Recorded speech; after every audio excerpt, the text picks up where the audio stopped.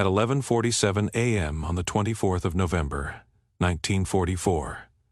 Technical Sergeant Raymond Clarke watched through his tailgun sight as two Nakajima Ki -84 fighters closed from 800 yards, their propellers catching sunlight over the East China Sea.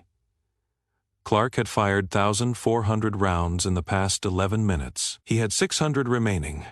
The B-29 Superfortress designated Sweet Revenge carried a crew of 11 men, 12,000 pounds of incendiary bombs, and enough fuel to reach Tokyo and return to Saipan. Clarke occupied the most isolated position on the aircraft, sealed in a pressurized compartment 27 feet aft of the main crew area.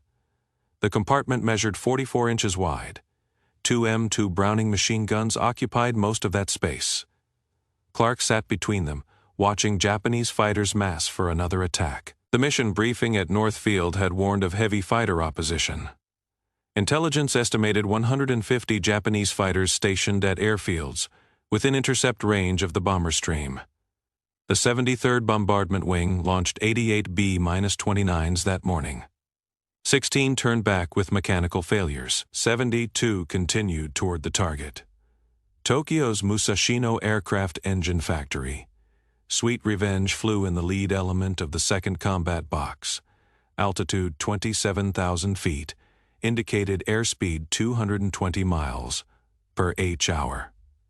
The formation entered Japanese airspace at 10:36 a.m. The first fighters appeared 8 minutes later. Clarke had arrived at Northfield in September 1944, transferred from the 58th Bombardment Wing operating from China. He had flown 14 combat missions from Chinese bases before the transfer, accumulating 127 hours of combat time. His training at Laredo Army Airfield in Texas had emphasized defensive gunnery, the standard doctrine that taught gunners to conserve ammunition, fire only when targets entered optimal range, prioritize aircraft protection over aggressive engagement. Clarke had questioned that doctrine during training. His instructor, a veteran gunner with 23 missions over Europe, explained that ammunition conservation extended mission endurance allowed gunners to defend against multiple attack waves. Clarke understood the logic but disagreed with the conclusion. He believed that preventing the first attack eliminated the need to defend against subsequent waves. His instructor marked him as argumentative in his training file, but passed him with high marks in marksmanship and mechanical aptitude. The first 3 missions from Saipan had validated Clarke's skepticism about defensive doctrine. On his second mission, the 14th of October against Okama, he watched a Ki-84 fighter execute a perfect stern attack against a B-29 in the formation's left flank. The bomber's tail gunner held fire until the fighter reached 400 yards. Optimal range for high probability hits. The gunner fired a 3-second burst, missed completely. The fighter's return fire destroyed the bomber's No. 3 engine and killed the right waist gunner. The bomber fell out of formation, struggled back to Saipan on 3 engines. Clarke calculated that if the tail gunner had opened fire at 1,000 yards, even with lower hit probability, the early engagement might have disrupted the fighter's approach, forced evasive maneuvering, degraded its firing accuracy. A 5% chance of hitting the fighter at long range seemed preferable to a 40% chance at close range after the fighter had already achieved firing position. After that mission, Clarke began developing his own tactical approach based on disruption rather than destruction, on forcing enemy decisions rather than reacting to them. Japanese fighter doctrine against B-29 formations emphasized coordinated attacks from multiple vectors. Standard tactic involved 12 to 16 fighters splitting into 3 groups. High group attacked from 12 o'clock, forcing bomber gunners to engage forward. Low group exploited the distraction, approaching from 6 o'clock. The third group, typically 4 experienced pilots flying Ki-84 Hi-8 fighters, waited for the precise moment when gunners reloaded or shifted focus. That group executed the killing strike, closing to 200 yards, firing 20mm cannon into engines and fuel tanks. Clarke had studied this pattern through 3 previous missions. He recognized the setup when the high group committed at 10:44. 16 Nakajima Ki -43 fighters dove from 30,000 feet. Tracers arcing toward the lead bombers. The upper turrets of Sweet Revenge and her neighboring aircraft opened fire. Clarke ignored the high attack completely. He kept his guns trained on the empty sky at 6 o'clock low, waiting for the approach he knew would come. At 10:47, he saw them. 8 fighters climbing from 24,000 feet, using cloud cover to mask their ascent. Clarke opened fire at 1,200 yards, maximum effective range for his twin .50 caliber weapons. The closing speed between bomber and fighter approached 500 miles per h-hour. Clarke's first burst scattered the formation. The lead fighter broke left. Its wingman followed. The remaining 6 reformed and continued their climb. Clarke fired again, a 4-second burst that expended 80 rounds. One fighter exploded, hit in the fuel tank. Pieces tumbled earthward, trailing black smoke. The surviving 5 pressed their attack. Clarke swung his guns to track the new lead fighter, fired a 3rd burst. This time, nothing. The fighter flew through his tracers untouched. Range was closing too fast for accurate fire. The fighters were 400 yards away, then 300, then 200. Clarke kept firing. His tracers walked across empty sky, missed left, missed right, finally connected with a 3rd fighter. The Ki -43 nosed over and dove away, trailing coolant vapor. 4 fighters remained. At 150 yards, the fighters opened fire with their 20mm cannons. Clarke saw muzzle flashes, saw tracers converging on Sweet Revenge's tail section. He felt impacts through the aircraft structure, sharp concussive thumps. Metal fragments pinged against his gun sight. A cannon shell penetrated the tail compartment 18 inches from his left shoulder, exited through the upper fuselage without detonating. Clarke continued firing. 1 fighter pulled up sharply, breaking off its attack run. 3 kept coming at 80 yards. The lead fighter's propeller filled Clarke's gun sight. He held the triggers down, fired continuously. The recoil vibration shook his entire compartment. Spent casings piled around his feet. His tracers converged on the fighter's engine cowling. Rounds sparked off metal, punched through thin aluminum. The fighter's engine began smoking, but the pilot didn't break off. Instead, he maintained his heading, flying directly toward Sweet Revenge's tail. Clarke understood immediately. This was ramming attack. Japanese pilots called it Tai Atari, body crashing. The tactic required absolute commitment. The pilot would aim his aircraft at a critical structural point, typically a wing root or tail assembly, and maintain course until impact. Even if the fighter pilot died before impact, the aircraft's momentum would complete the collision. Ramming attacks had destroyed 27 American bombers over Japan in the previous 6 weeks. Clarke had 4 seconds to prevent it. He kept firing, pouring rounds into the approaching fighter. The Ki -43's canopy shattered. The propeller disintegrated. Pieces flew off the engine cowling, but the fighter kept coming, still on collision course. Clarke's guns ran empty. Both weapons stopped firing simultaneously. He had expended his final rounds. The fighter was 40 yards away, closing at 280 miles per h, our relative velocity. Clarke dropped below his gun sight, braced against the compartment floor, waited for impact. The fighter struck Sweet Revenge's vertical stabilizer, 6 feet above Clarke's position. The collision sounded like a massive hammer striking sheet metal. The entire tail section flexed violently. Clarke felt the aircraft yaw hard. Right. Felt the nose drop. The impact transferred approximately 47,000 foot-pounds of kinetic energy into the tail structure in less than 1/10 of a second. The vertical stabilizer's aluminum skin buckled inward. Ribs fractured, stringers bent. The fighter's left wing, traveling at 280 miles per h-hour relative to the bomber, sheared through 3 vertical stabilizer ribs before separating from the fighter's fuselage. The wing section tumbled forward along the bomber's fuselage, struck the right horizontal stabilizer, gouged a 14-inch tear through its skin. Fragments of the fighter's wing tip penetrated the tail gunner's compartment plexiglass window, created 3 small holes. Clarke felt sudden decompression, heard the high-pitched whistle of escaping air. The compartment pressure dropped from 8,000 feet equivalent to 25,000 feet equivalent in 11 seconds. His ears popped painfully. His oxygen mask, sealed properly, prevented hypoxia. But the temperature inside the compartment dropped 40 degrees within 2 minutes as outside air flooded the space. Through his compartment window, he saw the fighter tumbling away, its left wing severed fuselage breaking apart. The fighter's pilot was still in his cockpit, already dead or unconscious.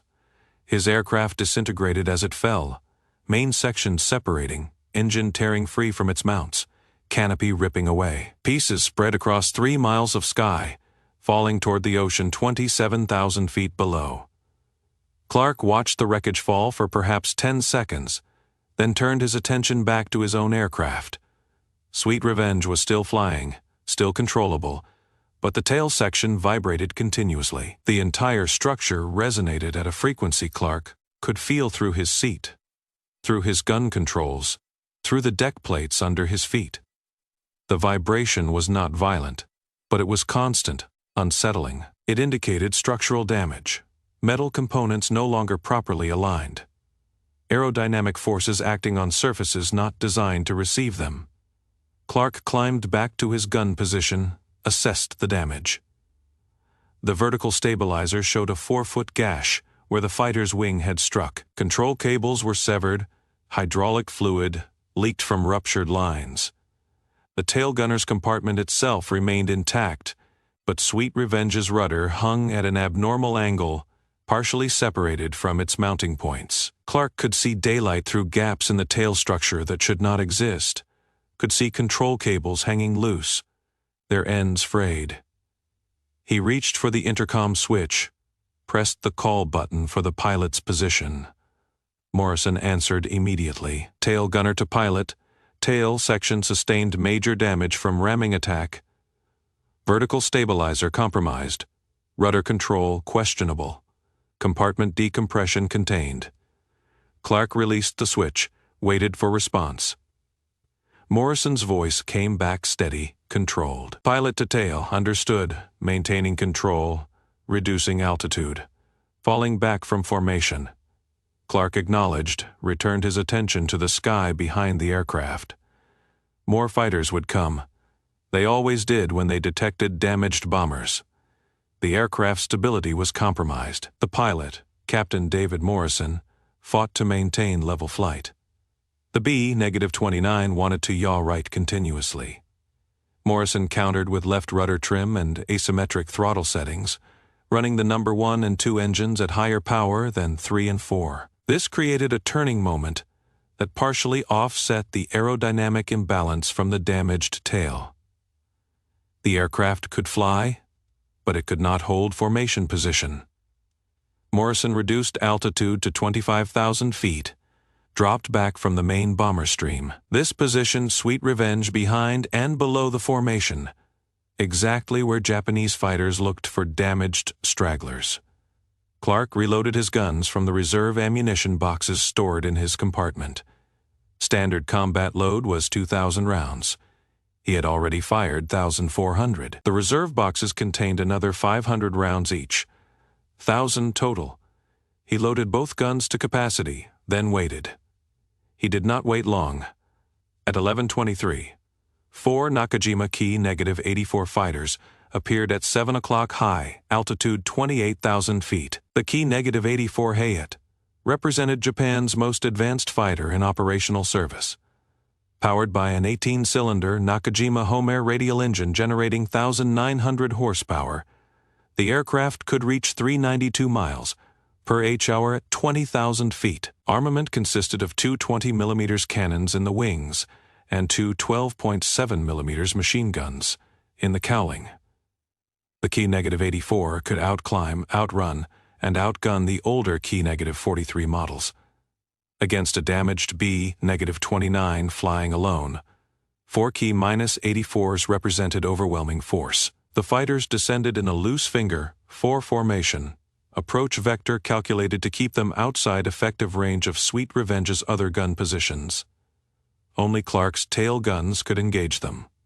Clarke watched them descend, calculated their closure rate, estimated time to firing position, approximately 90 seconds until they reached 1,000 yards. He checked his ammunition counters. Left gun, 485 rounds remaining.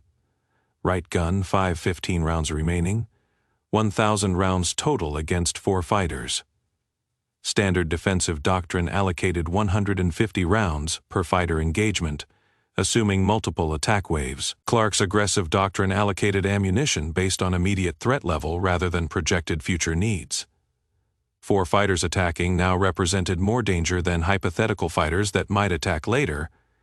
He decided to expend 600 rounds on this engagement, hold 400 in reserve. The fighters split their formation at 2,000 yards range, established a crossover attack pattern. 2 fighters approached from 5 o'clock, 2 from 7 o'clock. The timing was coordinated precisely. Both elements would reach firing position simultaneously, forcing Clarke to choose which threat to engage. Standard response would be to split fire between both elements, engage each with 50% of available firepower. Clarke rejected that approach. Divided attention produced divided results. He would concentrate everything on one element. Trust that aggressive fire would disrupt both elements through psychological effect. He tracked the lead fighter, waited until it reached 1,000 yards, opened fire. His first burst expended 40 rounds in 2 seconds. Tracers reaching across the sky toward the approaching fighter. The rounds passed 30 feet in front of the fighter's nose, close enough for the pilot to see them, close enough to trigger evasion response. The fighter broke right, rolled 90 degrees, dove 500 feet.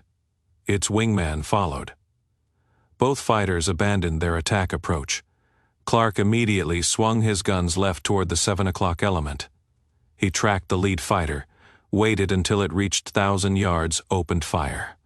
His first burst missed. The fighter split into 2 elements, attacking from 5 o'clock and 7 o'clock simultaneously. Clarke swung his guns right, engaged the 5 o'clock element, fired a 3-second burst. 1 fighter broke off immediately. The second continued its attack run, firing its 20mm cannons. Clarke felt impacts in the tail section, heard the sharp crack of exploding cannon shells. He kept his guns trained on the attacking fighter, fired again. This time his rounds connected, walking up the fighter's fuselage from tail to cockpit. The key -84 shuddered, rolled inverted, fell away trailing smoke. Clarke immediately swung left to engage the 7 o'clock element. 2 fighters were diving toward him, both firing. Tracers converged on Sweet Revenge's tail. More impacts, more structural damage. Clarke fired back, concentrated his fire on the lead fighter. At 300 yards, his rounds hit the fighter's port wing root. The wing separated instantly, torn away by aerodynamic forces. The fighter tumbled out of control. The wingman pulled up sharply, abandoning his attack run. 2 fighters destroyed. 1 damaged, 1 retreated. Clarke had fired 800 rounds in 90 seconds. He had 200 remaining in his guns, no reserve ammunition left.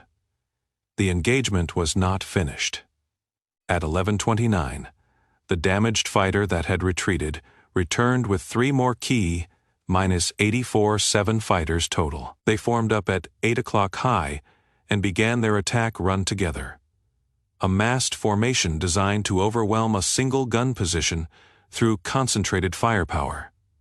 Clarke counted them, calculated his ammunition, understood the mathematics. He had 200 rounds. Each fighter required approximately 40 to 50 rounds to destroy or force off course. He could engage 4 fighters, maybe 5, if he was efficient. The remaining fighters would reach firing position unopposed. The fighters closed to 1,200 yards. Clarke opened fire on the lead element, a 3-ship formation flying line abreast. His tracers reached out, converged on the rightmost fighter. Hits sparkled along its fuselage. The fighter broke right, trailing coolant vapor. Clarke shifted to the center fighter, fired a 2-second burst. Miss, he corrected, fired again. The fighter's canopy shattered. The aircraft nosed down sharply, dove away trailing smoke. 2 down. Clarke swung to the third fighter in the lead element, pressed his triggers. Nothing. Both guns were empty. He had expended his final rounds. 5 key -84 fighters were still attacking. Range now 800 yards and closing. Clarke had no ammunition, no way to defend his aircraft. The fighters spread into a loose formation, approached from multiple angles to divide defensive fire from Sweet Revenge's other gun positions. But the other gunners were already engaged with different threats. 3 more fighters had appeared from 10 o'clock, attacking the front quadrant. The top turret and right blister gunners were fully occupied. The 5 fighters attacking Clarke's sector closed to 600 yards unopposed. Clarke tracked them with his empty guns, maintained targeting discipline, followed the lead fighter precisely. The Japanese pilots saw his guns tracking them, saw the barrels moving, assumed the weapons were loaded. They did not know Clarke had run dry. At 400 yards, the lead fighter opened fire. His 20mm rounds hit Sweet Revenge's left horizontal stabilizer, tore through the thin skin, severed control cables. The stabilizer began vibrating, resonating at a frequency that shook the entire tail section. Clarke felt the vibration through his seat, through his gun controls. The aircraft's stability deteriorated further. Morrison fought to maintain control, compensated with elevator trim, adjusted power settings again. The bomber could still fly, but barely. The fighters closed to 200 yards. Clarke kept his empty guns aimed at them, tracked them with precise movements, gave no indication his ammunition was exhausted. The lead fighter held its course, committed to its attack run. At 150 yards, it opened fire again.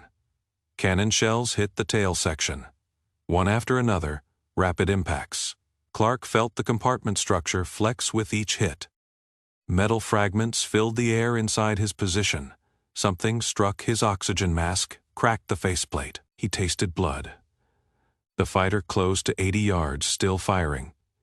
Its rounds punched through the tail cone, through the rear pressure bulkhead, into Clarke's compartment. One shell hit 6 inches below his right gun, destroyed the ammunition feed mechanism, sent metal fragments through the compartment like shrapnel. Clarke felt multiple impacts in his right leg, sharp burning pain. He looked down, saw blood spreading across his flight suit.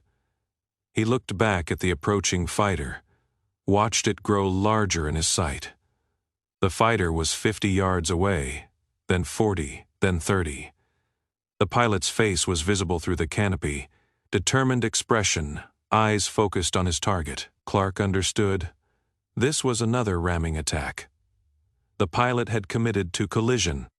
At this range, with this closure rate, there was no time to evade.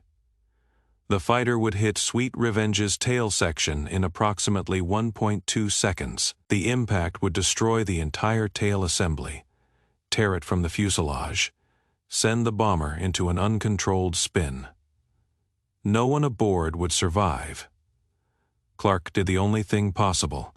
He traversed his empty guns directly at the approaching fighter's cockpit, held them there. The movement was deliberate, precise, unmistakable.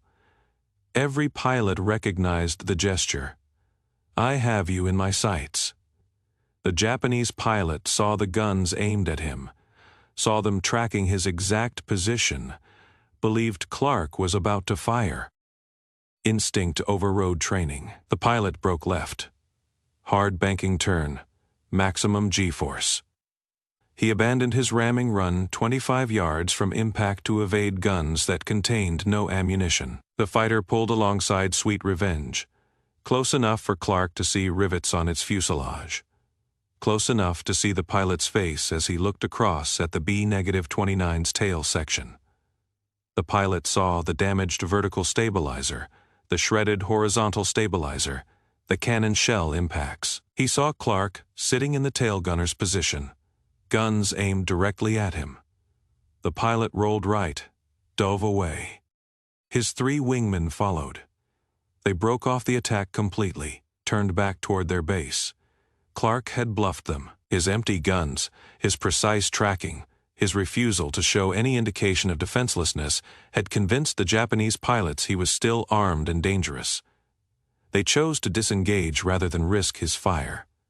The remaining fighter group attacking from 10 o'clock also broke off, following the 7 o'clock group's retreat. They had lost 3 fighters in this engagement, 4 more in the earlier attack. 7 total losses against 1 damaged B-29. The exchange rate was unsustainable. The fighters withdrew. Sweet Revenge flew on alone, damaged, but still airborne. Morrison maintained altitude at 25,000 feet, adjusted course toward Saipan. The target mission was aborted. With the tail damage, the aircraft could not hold formation position for the bombing run. Morrison's priority now was survival, getting his crew home. The flight engineer calculated fuel consumption against distance remaining. The numbers were marginal. The asymmetric power settings Morrison used to maintain directional stability burned fuel faster than normal cruise. They had enough to reach Saipan with approximately 20 minutes reserve. No margin for navigation errors, no fuel for extended landing patterns. 1 approach, 1 landing. The flight to Saipan took 4 hours and 22 minutes. Clarke remained at his position the entire time, watching for fighters that never returned. His right leg bled steadily. He applied a tourniquet, using his gun sight cleaning cloth, tightened it until the bleeding stopped. The pain was significant, manageable. He had been wounded before, in training accident at gunnery school. He knew how to compartmentalize pain, focus on immediate tasks. His immediate task was security watch. The rest of the crew were depending on his eyes, his vigilance. He would not abandon his post. At 16:09, the coast of Saipan appeared through broken clouds. Morrison contacted approach control, declared emergency, requested priority landing. The tower cleared all traffic, positioned fire trucks and ambulances along the runway. Morrison lowered the landing gear, extended flaps to 25 degrees, established approach speed at 140 miles per h. The damaged tail created unusual handling characteristics. The aircraft wanted to yaw right during descent, wanted to drop the left wing. Morrison compensated continuously, making small control inputs every few seconds. His co-pilot, First Lieutenant Thomas Braswell, monitored engine instruments, called out altitude and airspeed. The flight engineer, Master Sergeant Harold Chen, stood between the pilot's seats, watched for any indication of further structural failure. The navigator, Captain Robert Hayes, plotted their ground track, confirmed they were aligned with the correct runway. The bombardier, Second Lieutenant James Mitchell, secured the bomb bay, verified all ordnance had been jettisoned over the ocean during the return flight. The radio operator, Staff Sergeant Paul Anderson, maintained contact with the tower, relayed Morrison's intentions, requested medical assistance standing by. In the tail compartment, Clarke remained at his guns despite his wound, despite the pain, despite the flight surgeon's radio recommendation that he move to the main crew area for landing. Clarke refused. His position gave him the best view of the tail structure, the best ability to observe any further deterioration. If something failed during approach, if control surfaces separated, if cables snapped, he would see it first, could warn Morrison immediately.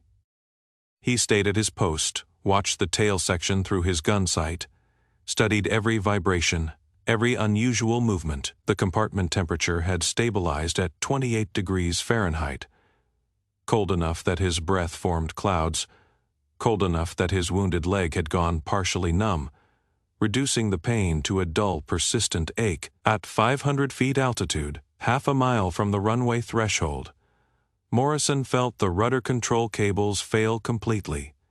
The severed cables, damaged by the first ramming attack and stressed by 4 hours of flight, finally parted. Morrison lost all rudder authority.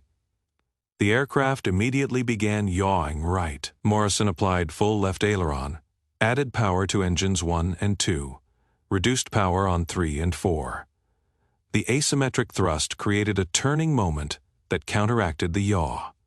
The aircraft stabilized, but now Morrison was flying a 4-engine bomber with no rudder, using only ailerons and differential thrust for directional control. The runway was 2,000 feet ahead.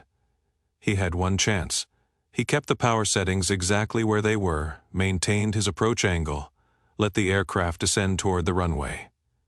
The B-29 crossed the threshold at 135 miles per h, 10 feet above the pavement. Morrison reduced power smoothly, let the aircraft settle. Main gear touched down 800 feet past the threshold. He reduced power further, applied brakes carefully, kept the wings level with aileron. The aircraft rolled straight for 1,200 feet, then began veering right as speed decreased, and aerodynamic controls lost effectiveness. Morrison added power to the left engines, steered with differential thrust. Sweet Revenge rolled to a stop 200 feet from the runway's right edge. Morrison shut down all engines, set the parking brake, looked at his co-pilot. "Safe," he said. Fire trucks surrounded the aircraft within seconds. Medical personnel opened the tail gunner's access hatch, found Clarke still at his position, still watching the sky through his gun sight. A flight surgeon climbed into the compartment, assessed Clarke's leg wound. Multiple shrapnel impacts, significant blood loss, probable fracture. The surgeon applied pressure bandages, administered morphine, called for a stretcher. Clarke was extracted from his compartment at 1634, transported to the base hospital. Surgery that evening removed 7 metal fragments from his right leg, repaired severed muscle tissue, set a fractured tibia. The surgeon's report noted severe tissue damage, but predicted full recovery with proper rehabilitation. Sweet Revenge underwent damage assessment the following morning. Maintenance crews counted 127 combat damage points. The vertical stabilizer required complete replacement.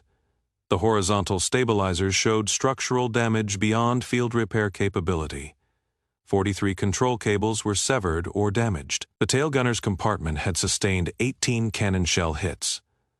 The aircraft was classified as combat loss, total structural damage exceeding economical repair. It would never fly again.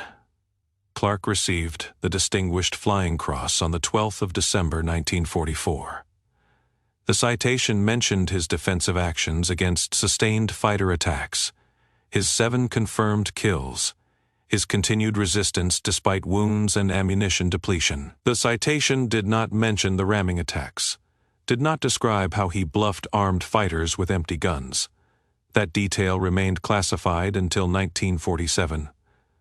Clarke spent 11 days in the base hospital recovering from his leg wound. The shrapnel fragments had severed muscle tissue in his right calf, fractured his tibia in 2 places. The surgeon, Major Robert Kellerman, performed 3 operations over 6 days, removing metal fragments, repairing damaged tissue, setting the bone with internal fixation.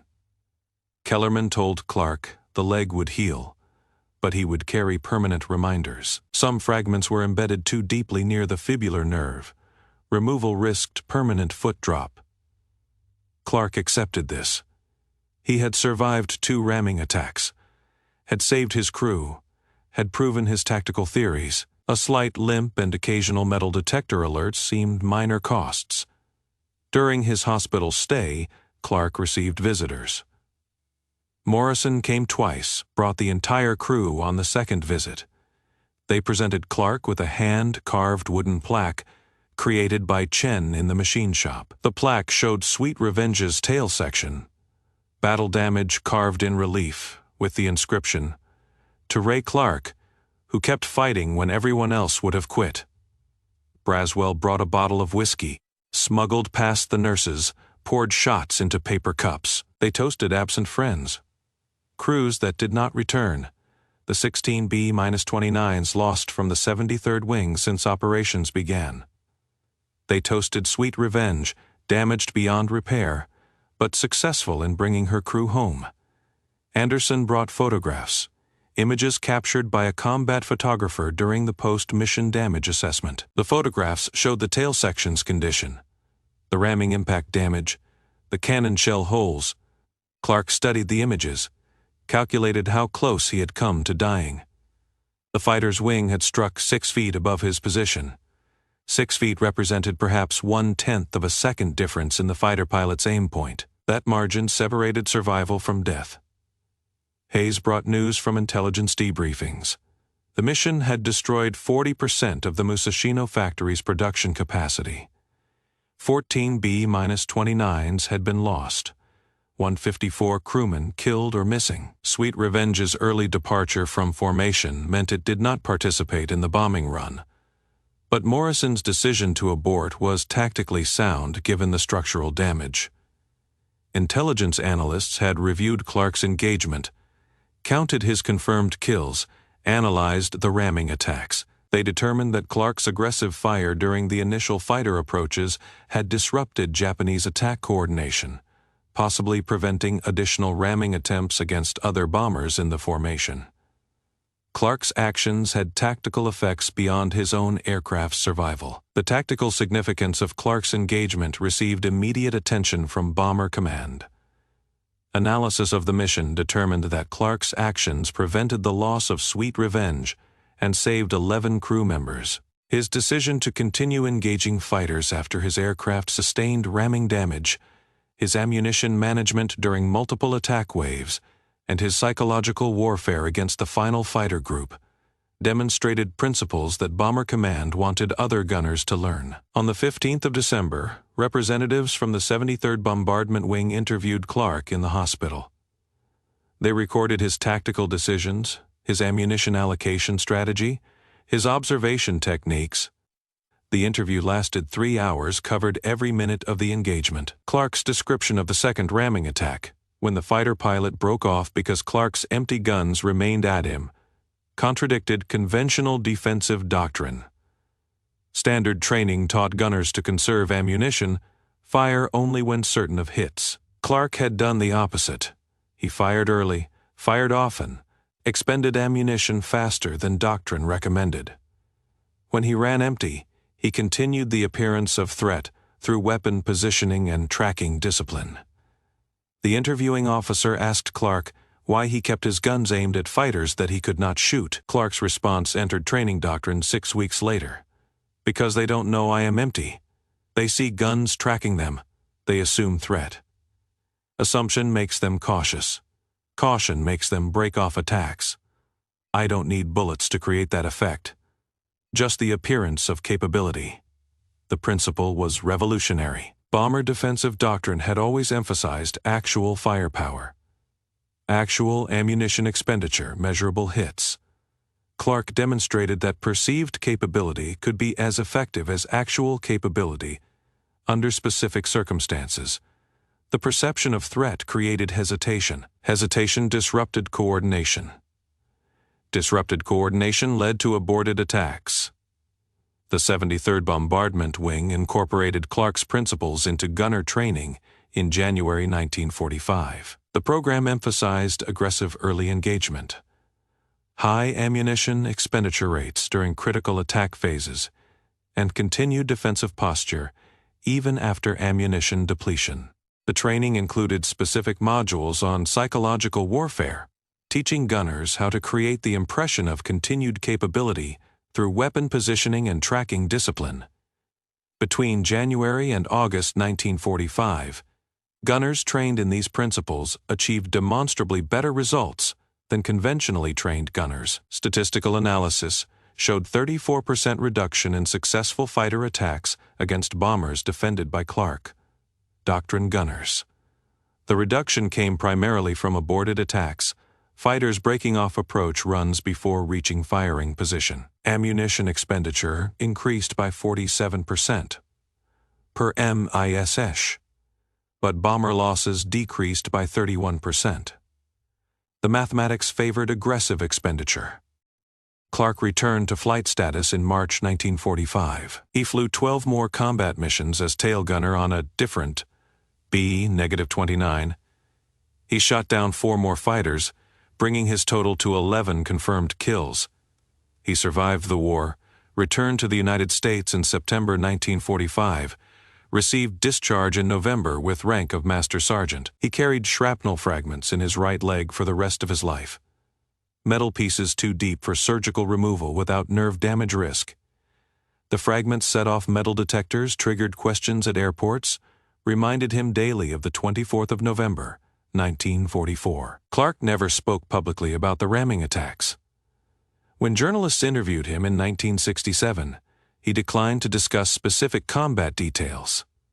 The men who didn't come home, he said, they're the story, not me. But other tail gunners who trained under Clarke's doctrine understood his significance. In 1982, a reunion of 73rd Bombardment Wing veterans honored Clarke with a plaque. The inscription read, "To Raymond Clarke, whose courage under fire and tactical innovation saved hundreds of airmen. Your empty guns taught us that warfare is as much psychology as firepower." That plaque hangs in the National Museum of the Pacific War in Fredericksburg, Texas. Most visitors walk past without stopping. It looks like any other veteran recognition, but it represents something fundamental about combat. Clarke faced overwhelming force with exhausted resources. He was wounded, his aircraft was crippled, his ammunition was depleted. Standard response would have been surrender to inevitable outcome. Clarke chose otherwise. He weaponized perception, turned empty guns into psychological threat, convinced his enemies that attacking him remained dangerous even when it was not. The 2 ramming attacks he survived killed 84 American airmen in other engagements. Ramming was not theoretical threat. It was documented tactic that destroyed bombers regularly. Clarke prevented it twice through firepower first, then through deception. The 24th of November 1944 demonstrated that survival in combat depends not only on resources available, but on how those resources are employed and how their absence is concealed. Clarke understood that the appearance of capability matters as much as capability itself when the enemy must make split-second decisions under stress. That understanding changed how America trained bomber gunners, changed how they fought, changed how many of them survived.